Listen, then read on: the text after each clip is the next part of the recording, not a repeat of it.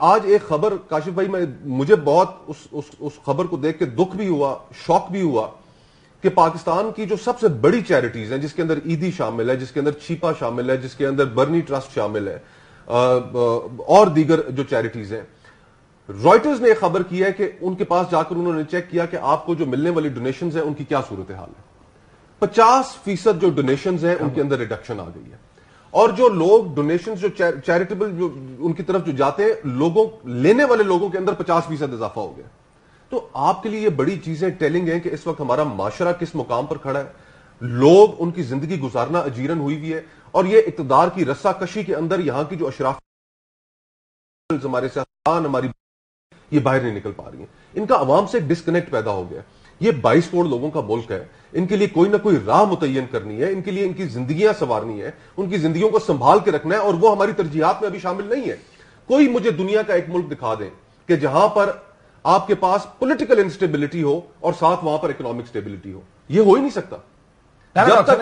جب تک political stability نہیں ہوگی، اکنامک سٹیبلٹی آپ کی نہیں آ سکتی۔ جس نے الیکشن میں جانا وہ کہتا میں الیکشن نہیں کرنا، یہ بھی مسئلہ ہے۔ یہ مصطفیٰ بھائی نے جو بات کی نا، کراچی کا جو سب سے بڑا جو بھوکوں کو کھانا کھلانے والا ہے وہ بشیر صاحب جو ہیں، وہ کہہ رہے ہیں کہ first time in history of اور سارا ہمارے پاس آٹا مک گیا، پہلی دفعہ آٹا مکا ہے ہمارے پاس۔ اور انہوں نے سارے کراچی کے جو بڑے فیکٹریوں والے تھے انہوں نے کہا ہم خود بند کر کے بیٹھے ہیں، آپ کو کہاں سے دیں؟ تو اب وہ ہے ایمرجنسی بنیادوں پر اور پھر جو آٹا دے رہے ہیں، یہ آٹا اگر شہباز شریف صاحب لے کے ایک تو باعزت طور پہ لے آئیں منہ پہ کپڑا باندھ کے تو پھر بھی ہے جاری رکھیں، اور اگر یہ کھا کے ان کا پیٹ خراب نہ ہو پھر بھی جاری رکھیں۔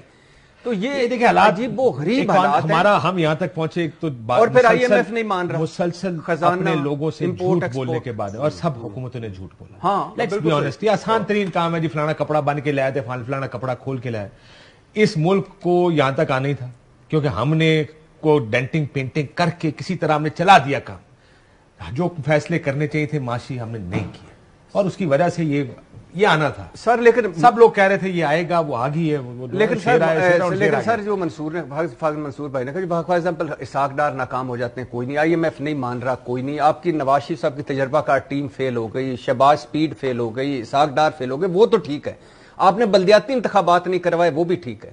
یار یہ آئین پاکستان کہہ رہا ہے کہ آپ 90 دن کے اندر انتخابات کروائیں، آپ سے نہیں سنبھل رہا ملک برباد ہو رہا ہے، تباہ ہو رہا ہے، تصادم ہو رہا ہے، کوئی ادارہ کھڑا نہیں رہا، انارکی ہو گئی ہے، لڑائی شروع ہو گئی ہے، اور آپ نمبروں پہ جا رہے ہیں۔ خدا کا خوف کریں کہ اچھا یہ اسی از خود نوٹس بندیال صاحب کی مرہون منت یہ وجود میں یہ آئے، یہی منیب اختر اس میں بھی تھے، یہی اعجاز الحسن اس 5 رکنی بینچ میں تھے، اور اس وقت باہر مجھے کلپ پہ چل رہا ہے، مریم اورنگزیب صاحبہ باہر نکل رہی ہو، کہتی ہیں آئین کی جیت ہو گئی ہے، مبارک ہو، کیمرے لگ گئے ہیں، آج کیمرے کہاں گئے؟ ٹھیک یہ بات آپ کی درست ہے کہ فیصلے بھی ہم اپنی مرضی سے مانتے ہیں یا رد کرتے ہیں، وہ ہمارے پاکستان کی ایک ریت سی چلی آ رہی ہے ساروں کے لیے، چاہے وہ آئینی معاملات ہوں چاہے سیاسی ہوں۔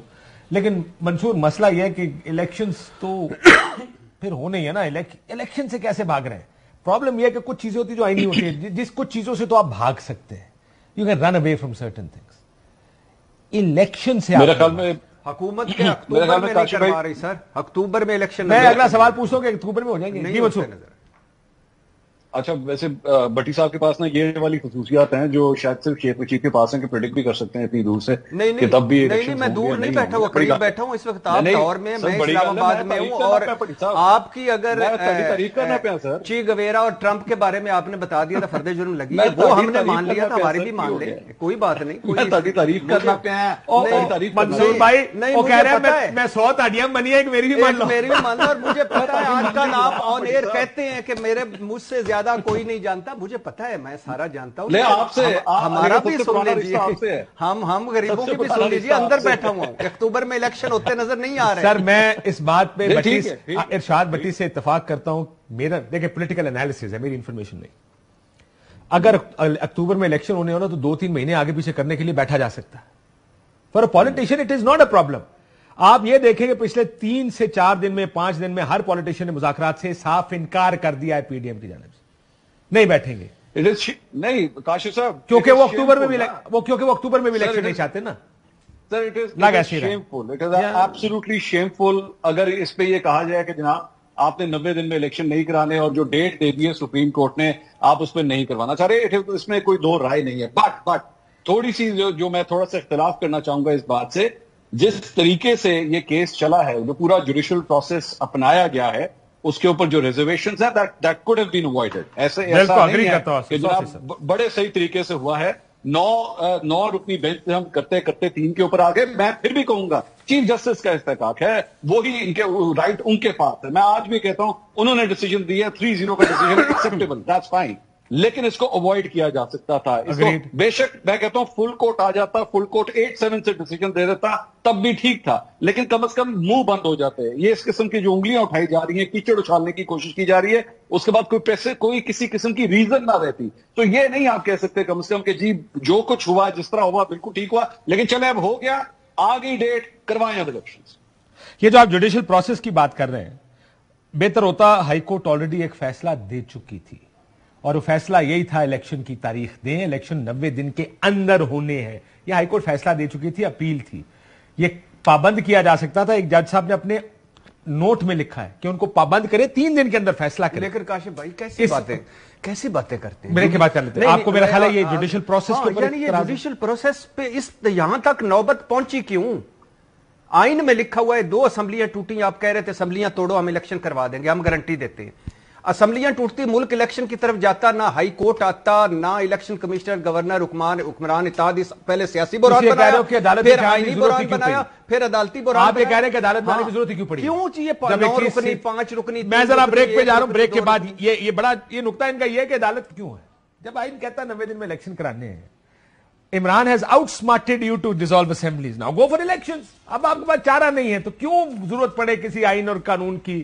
لیکن ہمارے معاملات سارے جاتے سپریم کورٹ میں ہی ہیں, کیونکہ سیاستدان یہ مسئلے حل کرنا نہیں چاہتے.